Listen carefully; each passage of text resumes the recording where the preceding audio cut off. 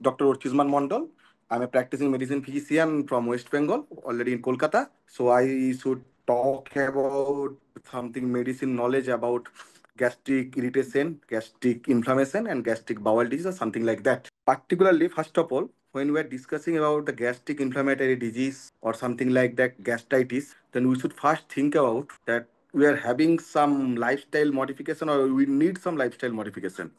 যেমন lifestyle modification মানে খাওয়া দাওয়া কমানো বা বাড়ানো এরকম ব্যাপার না। লাইফস্টাইল মডিফিকেশন মানে খাওয়াটা ঠিক সময়ে খাওয়া, পরিমাণ মতো খাওয়া এবং প্রয়োজন হলে বারবার খাওয়া। এবং 2 নম্বর যে পয়েন্টটা সেটা হচ্ছে খাবারের পরিমাণটার সাথে সাথে তেল জাতীয় জিনিস, দ্যাট ইজ ফ্যাটি ফুডটাকে অ্যাভয়েড করা। তার মানে এই না যে সব ধরনের fatty food we should avoid the particular type of ফ্যাটির food which are pregnated with saturated fatty acid. মানে যেই ফ্যাটি অ্যাসিডটা আমাদের শরীরের জন্য সত্যিকারেরই ক্ষতিকর। কোন ধরনের ফ্যাটি অ্যাসিড? যেই ফ্যাটি অ্যাসিড গুলো red meat oriented fatty acid এবং অনেকটা মিট টাইপ ফ্যাটি অ্যাসিড।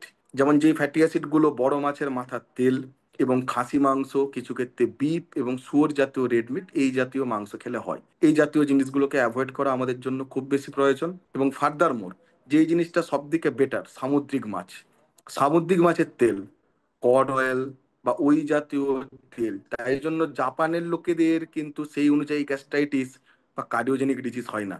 আমরা সবসময় পেটের ব্যথা মানে গ্যাস্ট্রাইটিসটাকে ওরিয়েন্টেশন দিই, কিন্তু ফার্দার মোর একটা ইনফেরিয়র ওয়াল হার্ট অ্যাটাক বা প্যানক্রিয়াটাইটিস ব্যাপারগুলোকে সেইভাবে গুরুত্ব দিতে পারি না বা দিই না।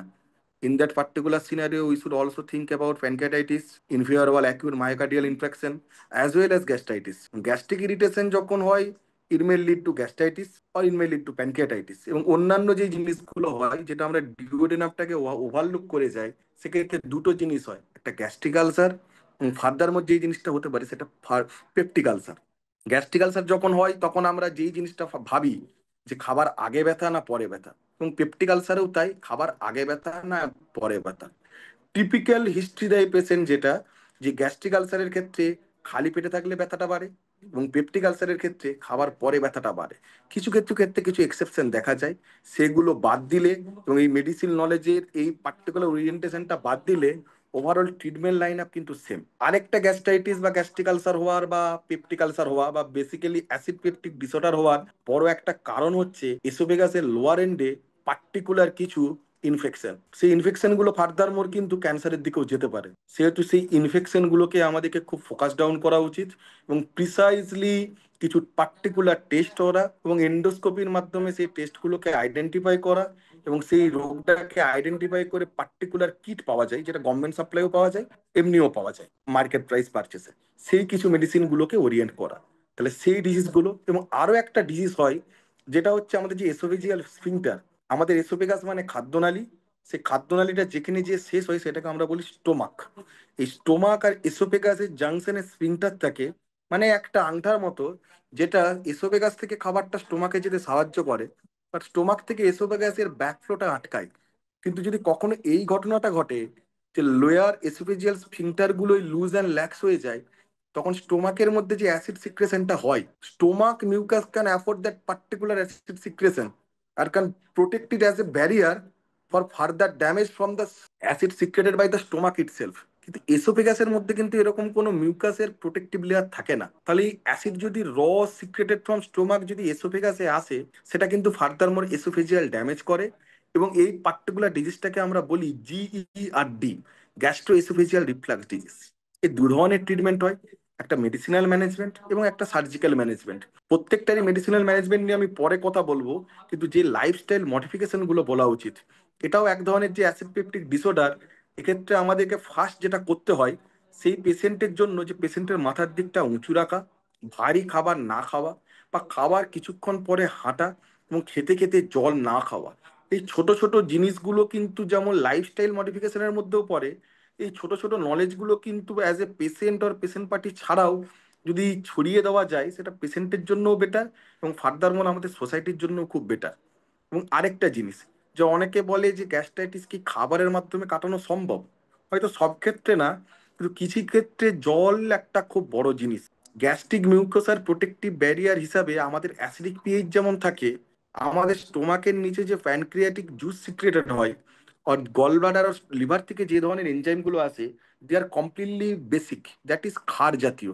এই পার্টিকুলার জিনিসগুলো কিন্তু আমাদের খাট জাতীয় খাবার হজম করতে সাহায্য করে এবং ফ্যাট জাতীয় খাবার হজম করতে সাহায্য করে।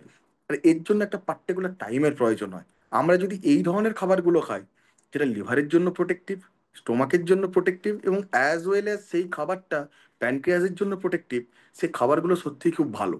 তার মধ্যে যেমন আমি বলেছিলাম সামুদ্রিক মাছ কিছু ক্ষেত্রে, তেমনি কিছু ক্ষেত্রে হচ্ছে fruits or dry fruits rich in unsaturated fatty acid. Poly unsaturated হতে পারে, মনো আনস্যাচুরেটেড হতে পারে, তার মধ্যে আমরা যেইগুলোকে 100% সাজেস্ট করি, that should be rich in poly unsaturated fatty acid, that is PUFA, PUFA।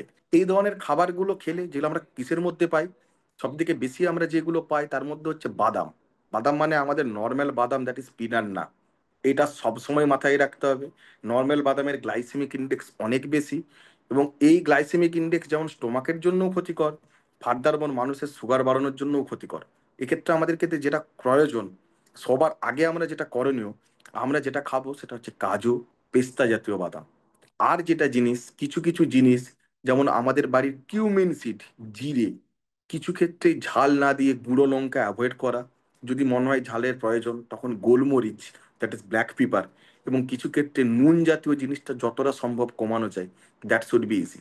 অনেকের একটা বিরাট বড় কনসেপশন হচ্ছে গ্যাস্ট্রাইটিস, দ্যাট ইজ ইনফ্লামেশন, একটা রেডনেস যেমন করে আমরা অ্যাডভার্টাইজমেন্টে দেখি, একদমই না। এই জন্য অনেকে কি সাজেস্ট করে খালি পেটে কোল্ড ড্রিঙ্কস জাতীয় খেয়ে নেওয়া। Cold drinks are not only lemonades, they are also rich in sugar. এই জিনিসটার সব থেকে বড় সমস্যা, ওটা শুধুমাত্র গ্যাস্ট্রিক ইচিং বা গ্যাস্ট্রিক ফুলনেস বাড়ায় না, ওটা গ্যাস্ট্রিক রেসলিংও বাড়ায়, এবং ফার্দার মোর আরো বেশি গ্যাস্ট্রাইটিস হতে সাহায্য করে। এই পার্টিকুলার ছোট ছোট জিনিসগুলো মাথায় রাখা, এবং কিছু কিছু ক্ষেত্রে টিট টেস্ট করে দেখে নেওয়া যে এমন কোনো ব্যাকটেরিয়া বা ভাইরাস বাসা বাঁধেনি তো আমাদের পেটের মধ্যে, যেটা ফার্দার মোর আরো বেশি গ্যাস্ট্রাইটিস করতে পারে, এমনকি it may lead to gastric cancer, that is gastric carcinoma also.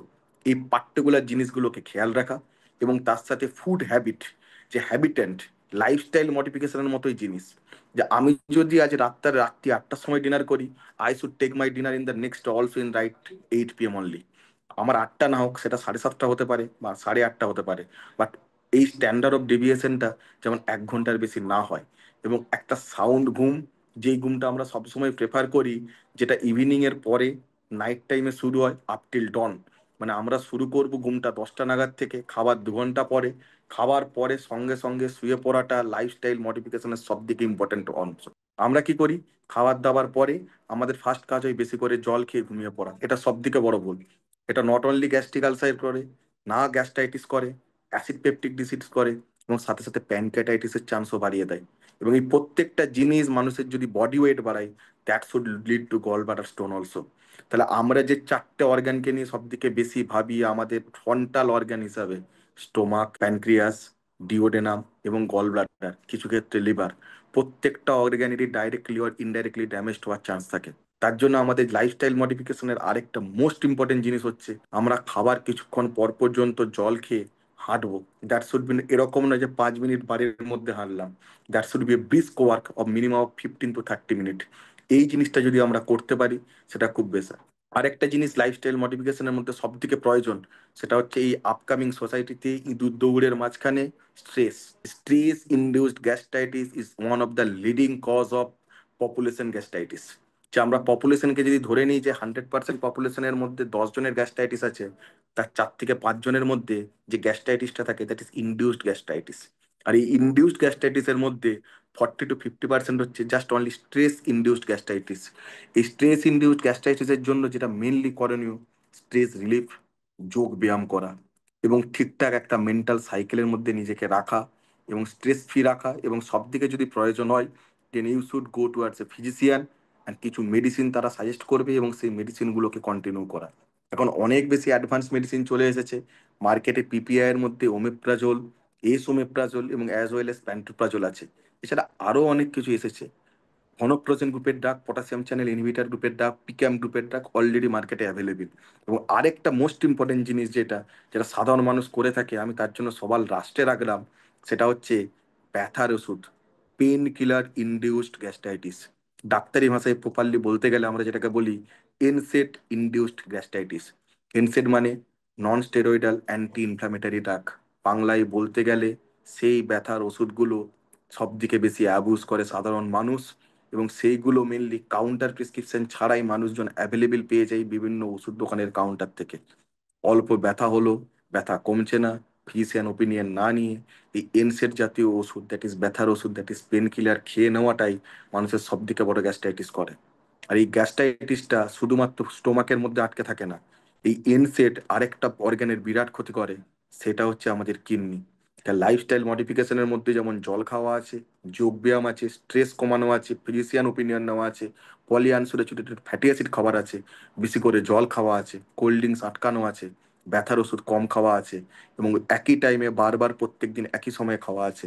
Hydrated food, শসা জাতীয় জিনিস বেশি খাওয়ার প্রয়োজন আছে। তেমনি মাটির তলার জিনিস, আলু জাতীয় জাঙ্কি ফুড কম খাবার প্রয়োজন আছে।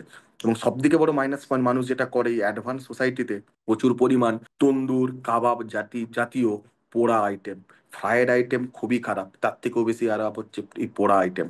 এই ধরনের আইটেমগুলো মানুষ যত বেশি অ্যাভয়েড করবে, এবং ফুড র মিট যত কাঁচা আনকুকড বা সেমি কুকড খাবার হবে, সেটা মানুষের লাইফস্টাইলের মধ্যে আরো বেশি গ্যাস্ট্রাইটিস নিয়ে আসবে। এই পার্টিকুলার জিনিসগুলোকে খেয়াল রাখলেই কিন্তু we can cope up with gastritis or acid peptic disorder or gastric ulcer or peptic ulcer. All of those can lead to a pancreatitis or Givestone pancreatitis, or more than anything else, it may lead to gastric cancer also. It may lead to kidney failure also. So be careful, be cautious, always in touch with your physician. Okay, thank you.